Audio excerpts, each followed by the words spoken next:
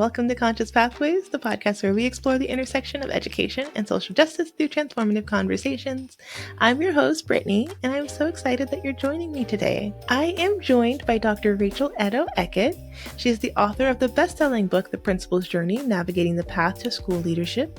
She has served for 20 years in education as a highly regarded teacher and leader, and currently serves as the principal of a top-ranked school in Maryland.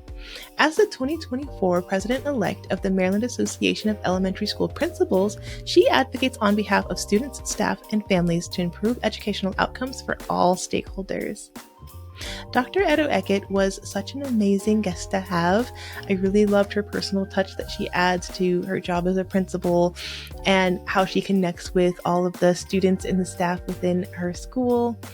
It's also really inspiring to see someone with an early childhood background within educational school leadership and administration. We talked about the role of a principal within the school district. So this was a really great conversation, and I am so excited to share it with you. So let's jump into it. Hello, and welcome to Conscious Pathways. Today I am joined by Dr. Rachel Edoho-Eket. Thank you so much for joining me. Thank you so much for having me, Brittany. I'm really excited.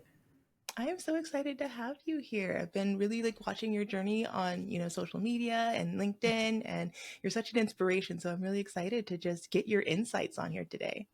Thank you so much. I appreciate that. Absolutely. So tell me a little bit about how you became in education. Who or what inspired you to take this route? Yes, so my entire family basically are educators. I'm a third generation educator. So my grandmother was a school librarian in the Baltimore public school system, Baltimore City, for most of her career. And then my aunt also has her degree in music education, and my mother has her degree in music education as well. So I grew up with a family of teachers, and I've always loved students and learning and just being in school. I always loved school. So I never left school, basically kindergarten all the way up through graduate school and beyond. I've been in school as a teacher for many years in early childhood and kindergarten, first and second grade, and then made the transition to school-based leadership as an assistant principal. And now my current role is a principal. Wow. I love that, especially being that, third generation teacher and just having a lineage of teachers behind you who've Yes, been yes. there, done that, know the system. That's got to be really inspiring and just incredible to see. Yeah, I have great memories of going to my aunt's school, my grandmother's classrooms, and helping them set up as a child. And I would get their old plan books. And as a child, I would play Wow. school and teacher. So I knew that I had always wanted to be a teacher. I did not know school leadership was in my future, but I did know I was going to be a good teacher. That was something that I was very passionate about doing. Yes, absolutely. And you mostly taught like the younger kind of early childhood age. Yes, that's my bread and butter. I love the younger students. I love all students, but Mhm. particularly the early childhood years are really important to me. Teaching children Yes. how to read and helping them, make sense of the world and seeing the Mhm. world through their eyes is something that's really important to me, and making sure that things are developmentally appropriate for children and that they have access Mm. to wonderful learning materials. So I'm very, very passionate about making sure that early childhood is the place where students really can thrive and get a good foundation for the rest of their Mhm. educational careers. Absolutely, absolutely. And I love that you touched on making things developmentally appropriate. I come Yes. from an early childhood Mhm. background as well. And that's just something that is so incredibly important. Like, yes, it's important that we're doing education. Let's do reading, let's do literacy. Like, these are Yes. all really important aspects, but let's make sure we're doing it in a way that is developmentally appropriate for the students you have in front of you right now. Yes, exactly. It makes a big And difference. it does. It makes a huge difference. And, I love seeing, people within school leadership who have that background in early childhood, because again, it is so important. And knowing the developmental stages and knowing, how we can do things in a developmental way is so incredibly important. So I love seeing us in leadership positions. So I'm like, Yeah, yes, we're that's out there I advocating. yes, I think I agree. I When I was first promoted to an assistant principal out Mhm. of kindergarten, I received messages from people all over my district just saying that Mhm. they were excited to have someone who has an early childhood eye in school-based administration. It's not as usual that you have someone with a early childhood and elementary background. However, it's very helpful, I think, to have that because we do serve so many students of different ages. In my school, we have students who are age 3 all the way up to 12. So it's to Mm, my advantage to have that background and that foundation in early childhood because I know the strategies, I know the best yeah. practices, and I can help support new teachers or teachers who are transitioning into that level that may not have that experience. Yes, yes, absolutely. I couldn't agree more. Having that background in early childhood, I feel like it's helped me in a lot of ways, even Mhm. outside of education. So, as a teacher, obviously it was helpful. But then when I went and did nonprofit management and worked with other Yeah. companies, like just having that background and understanding in child Mhm. development, I took that everywhere, and it was just so useful for Yes. just dealing with people in general. Yeah, I agree. I think we can scale up so many skills that we learned. I think of the Hmm. book, Everything I Learned in Kindergarten. There are so Oh. many skills that I have as a principal that I developed as like a kindergarten teacher, being an Hmm. ambassador for a school and meeting families where they are and helping to explain the process of schooling and helping to acclimate children. These are all things that I've done as a kindergarten teacher and all things that I Hmm. currently do in my role as principal. So the roles are quite similar. And I would Yeah. love to be part of a movement to have more early childhood teachers come into school based administration because I think we have Yes. a lot of great perspectives to offer. Absolutely. I fully support that. I'm behind it. Yeah. Let's make it happen. Yeah, and it's fun. It's fun. You know, both roles are different, but they're fun roles. Hmm. They're great things and we're serving the community and that's what Hmm. that's the best thing about the job. Yes, absolutely. And so I know you mentioned you went from, teaching into an assistant principal position. So what was that transition like from being kind of mostly in the Yeah. classroom to more leadership roles? How's that? That was a huge transition. There were definitely several blind spots that I had coming out of the classroom and not understanding some of the global reach of a school. So thankfully, my principal that worked with me was very patient and she Hmm. allowed me to make mistakes and really kind of walked me through those. The staff that I have here, because I'm someone who was an assistant principal that was promoted to principal within the same school. So it was Oh. nice to have those relationships and grow as a leader, as an assistant principal into the principalship. But I would say Mm. that I just had a lot of blind spots. There were certain things in the classroom, the way that the classroom system moves, you might talk to two staff members and make a decision and move forward. Well, when you're Mm. an administrator, you have to involve a lot of people in decision making because if you miss one link, then that can impact everyone else in a domino. So that was something that I had to learn. I had to learn who to bring to the table and include early and often in those process of decision making so that things work really collaboratively and well as a system. We have a Mm. very, very large school. We serve 960 students and 120 Wow. staff members and many more hundreds community members and parents. So when you're working in a system of this size, my school being that, it's very important to have, regimented schedules and, Yep. those processes and logistics so that you run the school very smoothly. And that's something that we're proud of that we've been able to do. Wow. That is a lot of students. Yes. Yeah. So yeah, I could definitely see that you would need to be very regimented and just Yeah. doing a lot of things. So that's a lot of moving pieces all at once between the students Very. and the parents and the community and the Yes. teachers and like just all the staff that just make the school community. Yeah. It's a lot of moving pieces. So that's incredible. Yeah. And that's what was very different, I think, coming out of the Hmm. classroom. When you are serving 22 students, you have your Hmm. own way of doing things. But when you join a school as a leader, you have to learn the way that the school does things and then provide input and try to make improvements where you can. But it was a very big leap for anyone, I think, coming out of a classroom and into that first year as an administrator. Lots of learning, lots of great learning. Yes, yes. Yeah. Lots of learning, lots of growing. Yes, lots of growing. um, and I know in a lot of your content, you really emphasize this, cultivating really meaningful and fostering relationships. Yes. So how do you cultivate those relationships, with your students, with basically your whole, Mhm. school community, the students, the teachers, Yeah. other staff members? What does that process generally look like for you? So for me, one of the easiest ways that I build relationships with people is just by being a friendly and helpful presence. So if there's anyone that needs anything, I'm always someone who will step in and say, "Can I help you?" or "What do you need?" So Mm-hmm. that's a really simple way to start building relationships.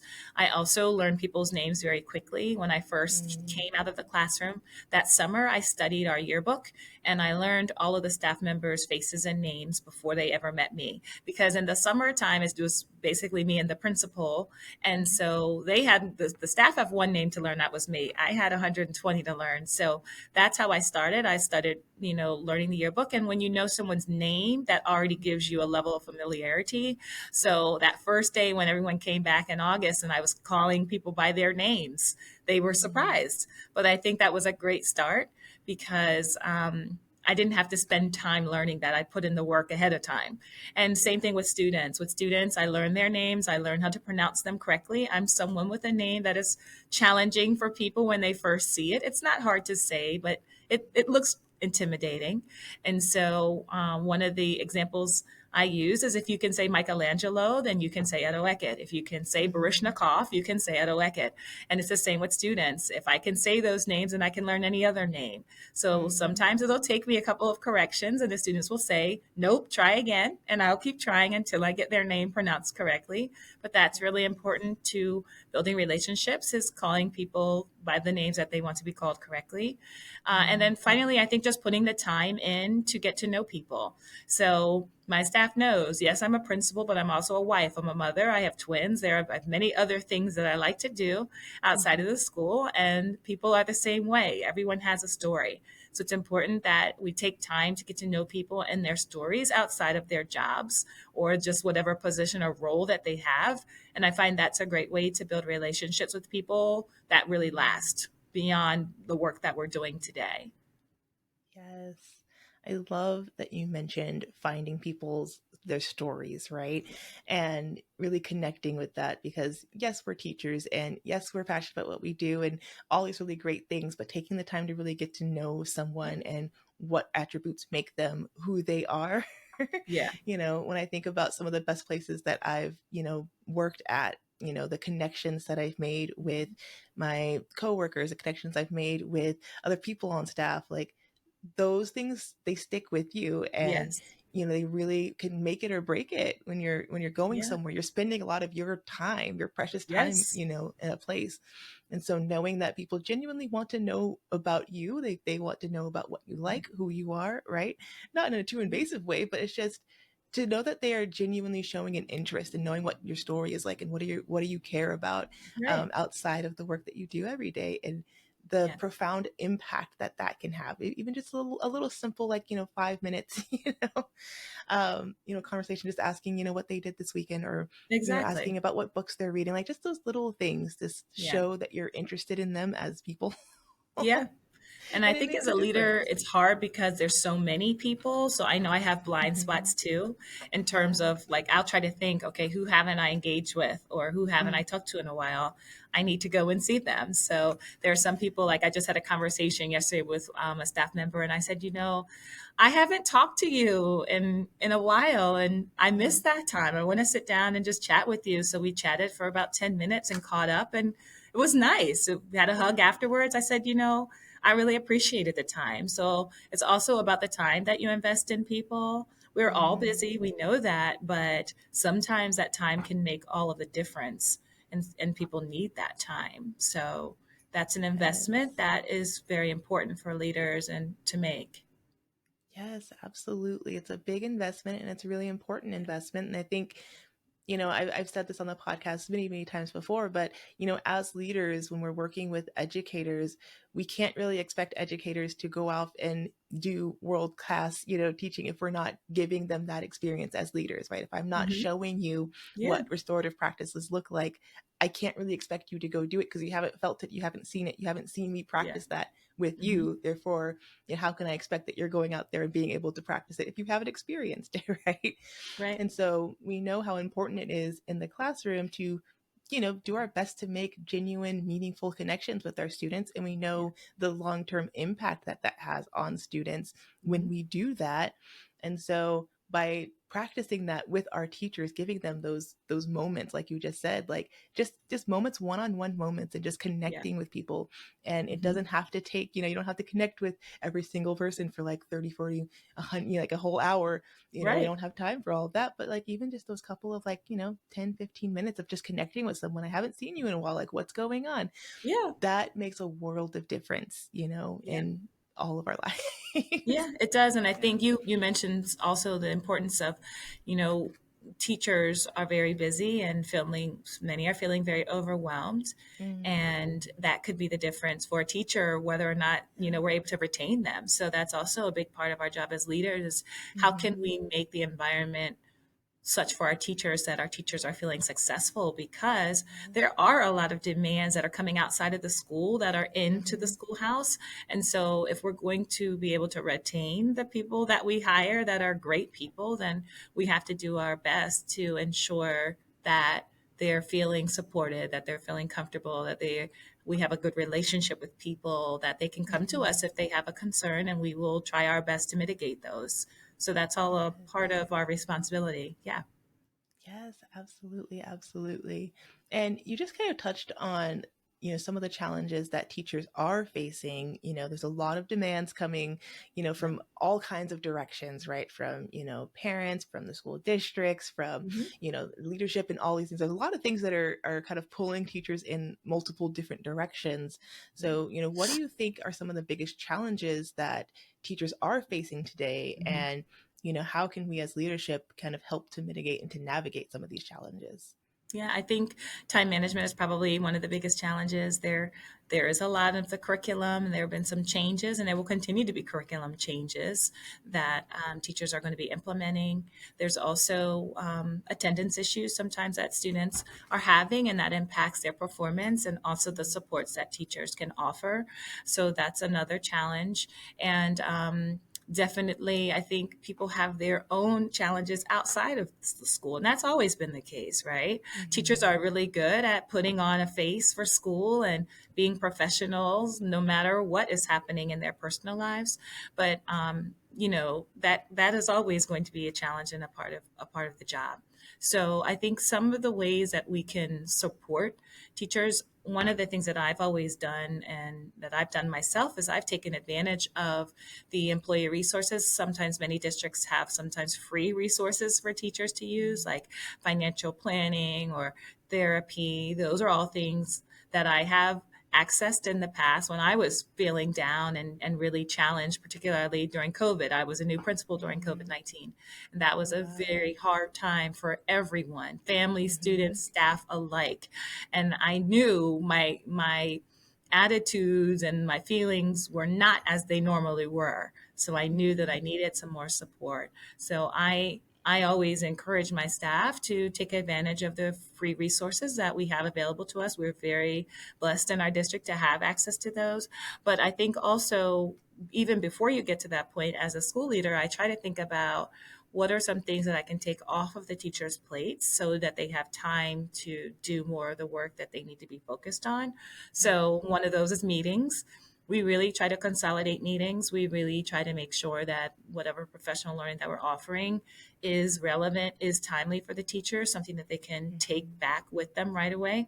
That's really important because time, right? We all are Yes. struggling for time and we want to maximize that. So if there's a choice for me between, a meeting that could be an email, a meeting that I could send a video out instead of actually gathering people, and Mm-hmm. and then I would do that. And I think that's good to show respect to people's time, because that gives them more time that they need to devote to their students. Mm-hmm.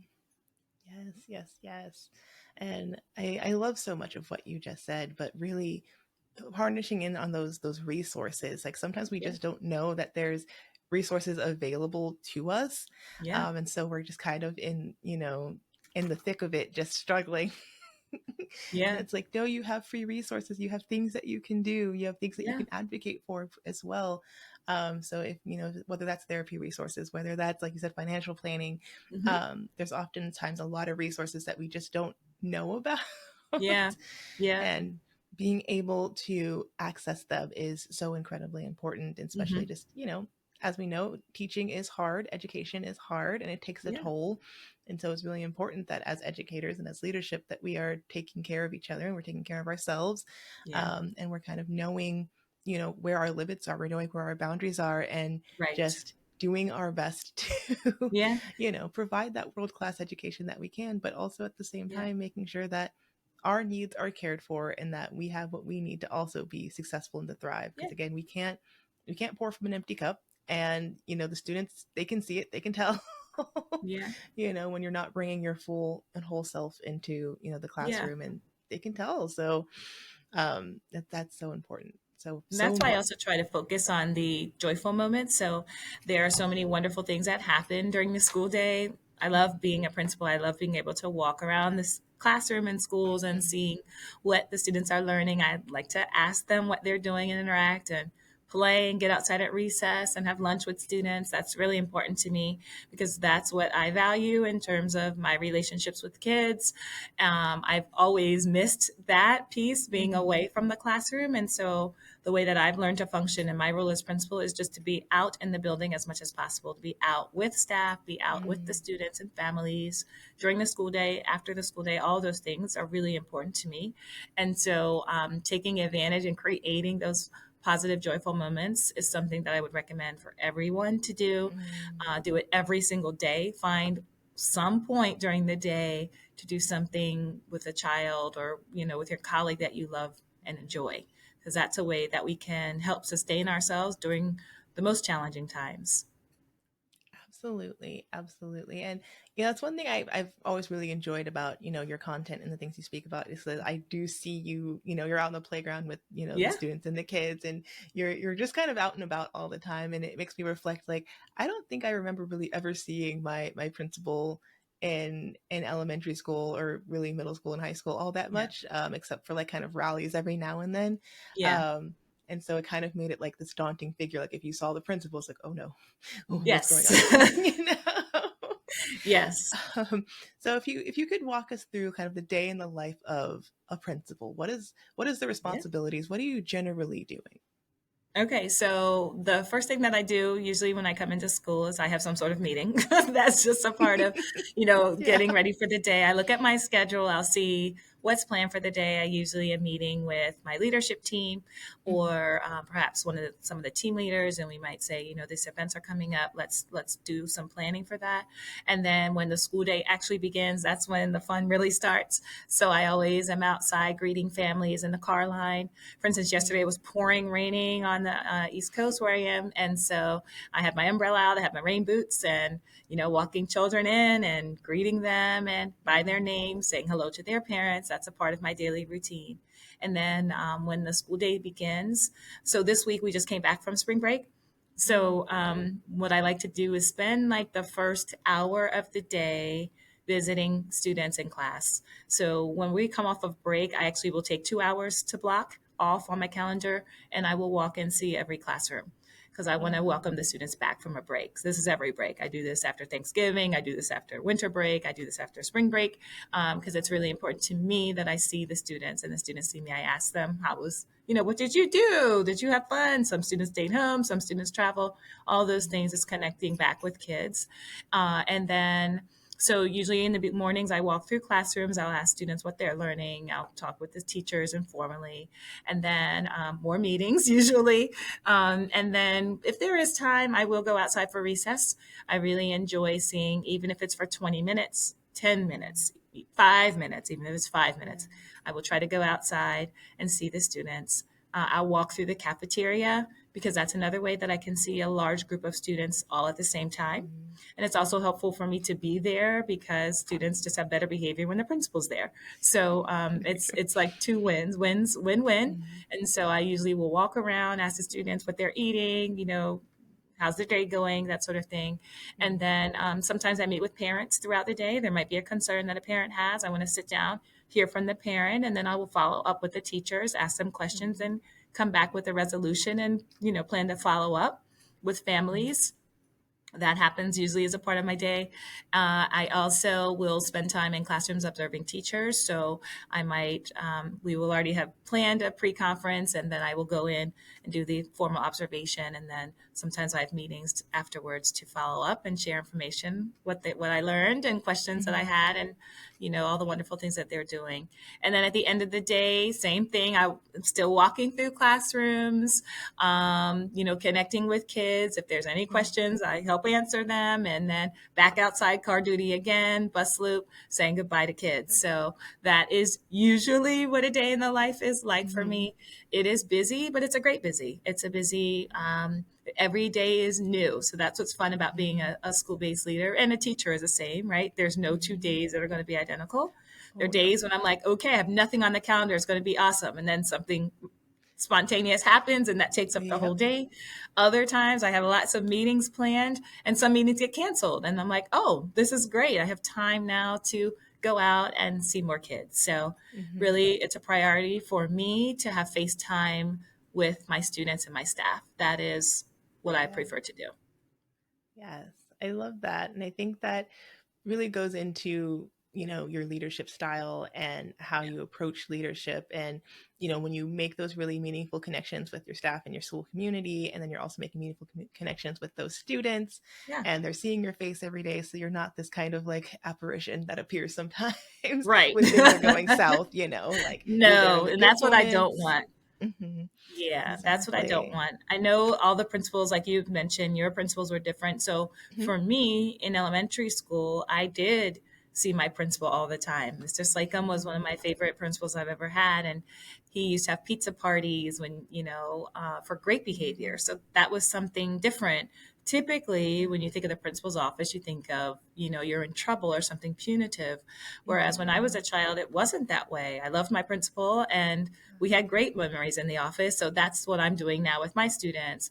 Hmm. Typically, if you're in my office, you're in there for lunch and we're having a great time. We're taking pictures and we're Yeah. having fun. And the students get a copy of the picture and I get a copy of the picture. So Hmm. I have a decade worth of pictures from my school. These are students Wow. who, when I was a new assistant principal, have now since graduated high school and are in college. I still have their Wow. pictures from when they were in first grade, right? And then there's Mhm. other times, yes, you have to come in and you might have made a mistake and we talk that through, but that's not going to be the first time that you see me. I know that. It's important for Yes. me that when you see me, the first touch we have is a positive touch. That way, if there is a Yes. mistake, then I can say, hey, remember we had lunch yesterday? What happened today? Right. So that Yes. helps a lot. And that helps with parents too, because they know that when I'm calling them, they're trusting me that I know their child. And if their child Mhm. makes a mistake, then I say, this is elementary school. This is the time for Yeah. mistakes. These are teachable moments. And, Mhm. we'll figure it out. So that's the approach that I take when working with families too. Yes. Yes. I love the phrasing of it is it's a teachable moment. They're Yeah. making mistakes because they Like are. they're They're young. now they're young. They're not adults. Like, come on. Exactly. They're young. And that's, exactly what you said. That's what this time is for. Their brains are Yeah. developing.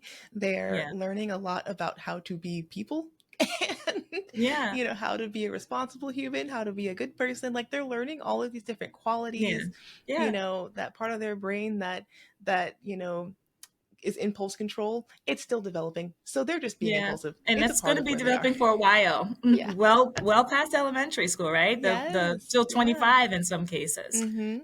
Mhm. Yeah. Their little So I brains are think that just growing. yeah, the students need grace, and Yes. teachers and families need grace too. So that's one Yes. thing I think that came out of the pandemic for me was just learning more about different needs that I wasn't aware of before the Mhm. pandemic, and understanding the pandemic, has passed in terms of officially the pandemic has ended, but the needs are still there. Mhm. um, Yes. that hasn't changed. So we still Mhm. have to adjust and accommodate and do what makes sense for families. Yes. Yes. Yeah. Yes. Absolutely. And you're so right. The needs have shifted and changed, in our quote unquote post COVID life. It's still out there doing COVID things, but Yes. officially.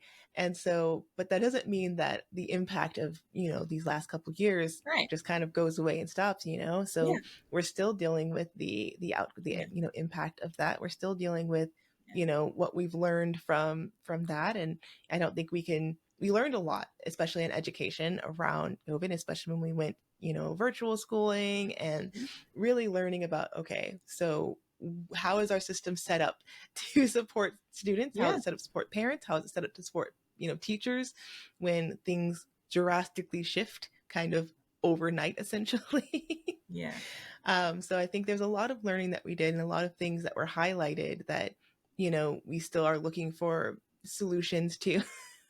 Yes. Yeah. But And it's complex. Like there's not yes, yes. easy answers, but I think we did learn some good information. Like there are Mm-hmm. some things that we did carry over from that Mm-hmm. time. For instance, I do a lot more communication via text and Mm-hmm. via computers and videos. And that was not something that we always did before, but we found that families were very responsive to that. They liked that. We did Mm-hmm. some surveys and asked about, would you prefer, an email or a text? And many families said a text is Mm-hmm. great. If you can just shorten the message and just send it to me right before something is due. Or, hey, Yes. science fair boards are due for the book fair. Bring them in today. That helps Mm-hmm. families. So we have learned to Yeah. adjust in that way. Even our back to school night looks different. We used to all gather together in the cafeteria and do this Mm-hmm. very long presentation for 25 minutes and then send them back. Mm-hmm. Now I pre-record everything over the summer. I send it out. I say, watch this at your earliest Yeah. convenience before you come. Just make sure you have viewed it one time on YouTube, and that's Mm-hmm. it. So that helps for families who are busy, who need to access the Yes. information on their own time. Mm-hmm. Yeah. Wow, I love that. And I think that goes into being just very responsive to what, the families are needing. Like you said, families are busy. There's a lot going on. And so Yeah. any ways that we can help and support them, right? I think in traditional, ways of communication and traditional models of education, it's, like you said, you send out this big, massive email and, there's all these different resources and all these different things that we're sending, like just via Right. email. And so for some people that's a very effective way. Like I love a good email. For me, email me, I will read it, it'll be great. But I know, as I've been working in nonprofits and working with just different populations, and communication styles have changed, Yeah. from generation to generation. And so Right. I know I've had to get used to like just texting people more. I'm not a big texter in general. So Yeah. that's not my preferred method, but I do know that that's how other people just Oh, want to yeah. get quick snippets of information. Just quick. Yeah. Yeah, and it's just like, okay, I'm getting used to that. Let's do that. Yes. Yeah. We have to adjust, right? Yes, we have to As adjust. we are serving different people. You mentioned generations. That's true. I mean, in our Mm-hmm. schoolhouse, we have teachers who are Gen Z, then we have teachers all the way up, Mm-hmm. right? So, and I'm in the Yeah. middle. I used to be the youngest on staff. That's not the case anymore. So things change, and we have Mm-hmm. to continue to be flexible with that change. I think the Yeah. more flexibility that we have, and the less resistant we are to change, then that Right. will help with our stress levels, right? If we have an Yes. understanding that things are going to continue to shift and change, then we'll be okay. If we're Mm-hmm. resistant to some of the shifting and changing, I think that makes it a little bit more challenging. It does. It Yeah. does. And a change is hard. Like I understand, I get it. Doing lots of shifts and changes is difficult, but I think, as you said, we see that the stress is less when we just try Yeah. it out. Just try out the Yeah. change. Yeah, one of my favorite mentors has been a principal now for 45 years. He actually Oh hired me to wow. open his school when I was in my third year of teaching. And now we are principal colleagues. That's how long he's been in the game. Amazing. And when I watch him, I just see just a different affect. He has seen Mm, just about it all. yeah. And the way that he leads is he's going to gather all the information, he's going to remain calm, he's going Mm-hmm. to talk about it and make decisions. So he doesn't get super excitable. He doesn't get super upset about things. He doesn't get overly excited. He just, has a very level demeanor, and Mm, that, he's going to work to figure it out. And I like that yeah. about him. That's a good model for me, because I tend to, okay, what's going on? What's going on? But it's helping me to understand, if I'm going to preserve myself as a leader, and if I'm going to be Mm-hmm. able to continue to pour into people, I have to take care of myself. And part Mhm. of taking care of myself for me is understanding that I have to be more flexible, that I have to roll with some of the punches and some of the changes and just keep moving forward that way. Yes, yes, Yeah. absolutely. And I think that that's, sign of really exceptional leadership is when you are able to adapt and change and see what needs to Yeah. happen and, move along like that. It's, when Yeah. we get too stagnant and we just get too like comfortable in where we are, you Yeah. know, we're not really growing at that point and we're not really seeing what the needs are in our community when we're, just stagnating. And again, change is hard and shifting is hard, but it's amazing to see what happens when we just try. Yeah, something new, right? And I Something always new. say to my staff, if it doesn't work, it doesn't work. We always have an out. We have always we know what we can go back to because we have a very rich history and legacy in our school. But Mhm. if something does work and we try it, then we have Yes. something new in our toolbox to Mhm. add. So, thinking about the future of education, how do you reimagine education? Yeah, this is tough because it's hard to think ahead. There's been so many changes, I think, Mhm. already. I definitely think things are going to continue to shift in Mhm. terms of curriculum. And also, I can imagine that there'll be shifts even in the hiring. And the reason I'm saying Mhm. that is because of the teacher shortage right now, that there's a big Yes. shortage of teachers and administrators. And so I think we are going to have to reimagine how we are leading and how we're Mhm. teaching if we're going to be able to retain people. So that's where I Yes. think the shift is going to be coming from. I think it's going to be coming more top down. So I could see universities offering incentives. We really need Mhm. more people into the field of education to be trained as teachers. So I could see that being a shift in the future. I could see a shift for school based leaders in the future because our Mhm. job is so challenging. How can we recruit people to do this job? I think Yes. students are going to be students. Students are here. Students are lovely. Parents are sending their best children. So that's not going to change. But I do Mhm. think we're going to have to think about how we can better support teachers and educators in general Mhm. and leaders to do the good work. So I think that's where we're going to have to really look at shifts. Yes, yes, yes, yes. And really thinking about, our teacher preparation program. So, how are we preparing our future Yep. teachers and future educators?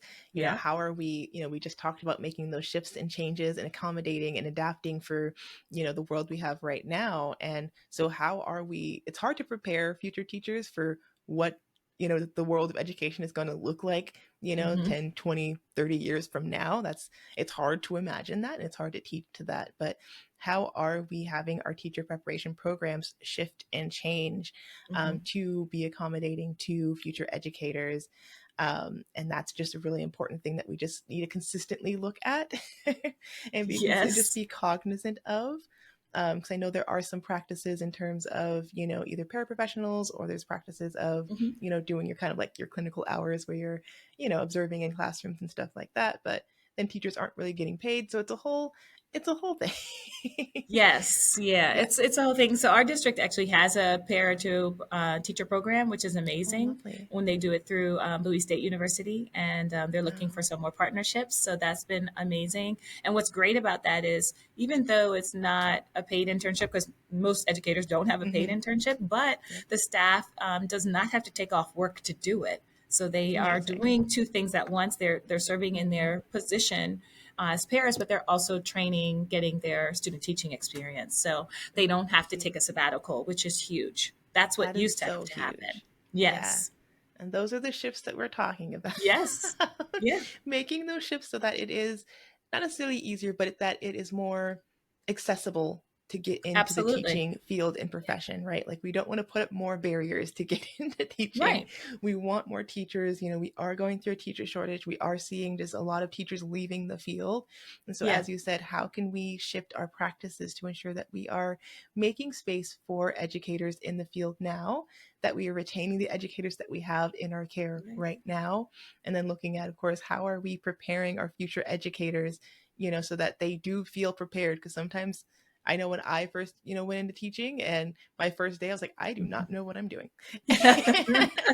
But you learned, right? You you learned, learn, you thankfully. learn, and you You do learned. things, and you Yeah. have, you know, I I eventually had some good, teachers that I was kind of learning from in the Mentors. field. I had some Yeah. really good mentors eventually. Excellent. But yeah, that first year, I was like, I don't know, I'm just here. Well, we're glad that you stayed the Yeah, course and had great yeah, mentorship to help you, because that does make a big exactly. It difference. makes a big Yeah. difference. It's huge. Yeah. Thank you so much for really joining me and sharing all this beautiful knowledge. Where can my audience find you and connect with you? Yeah, so thank you again for having me. This was a great conversation. I am on Twitter at Rachel Edoho-Eket. I also have a YouTube page at Rachel Edoho-Eket, and my LinkedIn is Dr.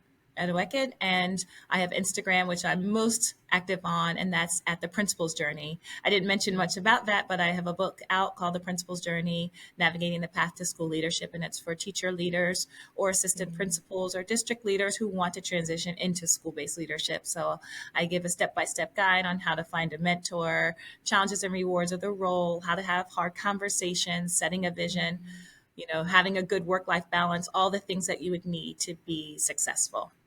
Yes, yes, absolutely. Thank you so much, Dr. Edo-Eket, for joining me. And I'll link all of those things in our show notes. So if you're curious to connect, if you want to check out that book, it'll be linked down below for you to give that a check out. Thank you. Again, thank you so much for joining me. This conversation was so wonderful, and I'm just so happy that we got to connect. Yes, thank you again. This was great. Thanks for inviting Absolutely. me. Thank you. Thank you so much for tuning in to Conscious Pathways. Don't forget to like, share, and subscribe to Conscious Pathways wherever you get your podcasts. And also don't forget to leave a rating or review. It really helps to grow the podcast and find more listeners just like you. If you're curious about more ways to support Conscious Pathways, you can check us out on Instagram at conscious.pathways, or you can follow me on LinkedIn. It's just Brittany Carey on LinkedIn. I'm also starting up a Patreon, so if you're looking for ways to financially support the podcast, you can join our Patreon. There's some benefits of joining the Patreon. You'll have access to my newsletter that I'll be launching, and you'll also have the ability to ask questions that I can answer here on the podcast or ask an expert. So there's other benefits of joining, and you could check out the Patreon in our show notes below so you can kind of see what the perks of that are. Or if you just want to send a one-time donation, I do have a coffee link available below as well. And until next time, don't forget to navigate your conscious journey with courage and kindness, and I'll see you there for more transformative conversations in education. Bye!